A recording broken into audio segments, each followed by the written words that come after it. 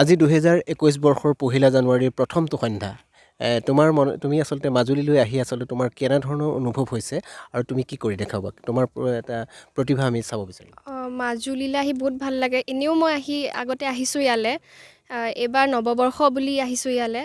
বহুত ভাল লাগিছে, ইয়াৰ প্ৰাকৃতিক পৰিৱেশ ইমানেই মনোমোহা। প্ৰতিবাৰে ভাবোঁ মাজুলীলৈ আহিম, কিন্তু কিছুমান কাৰণত অহা নহয়। কিন্তু এইবাৰ যেনেকৈ হ'লেও মিলালোঁ আহিবলৈ। বহুত ভাল লাগিছে আহি পেলাই। আৰু কবিতা এটা আবৃত্তি কৰিম বুলি ভাবিছোঁ। কবিৰ নাম হৈছে ৰিপুঞ্জ বৰা। আৰম্ভ কৰিছোঁ। কামেংখনে কয়, হেলচৰ হালধীয়াত হেমন্তৰ গধূলি গধুৰ।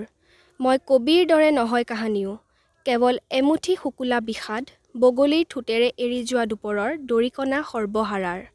ৰেলখন আহিলেই গুচি যাব পাৰোঁ, আবেলিৰ দীঘলীয়া ছাঁ এৰি।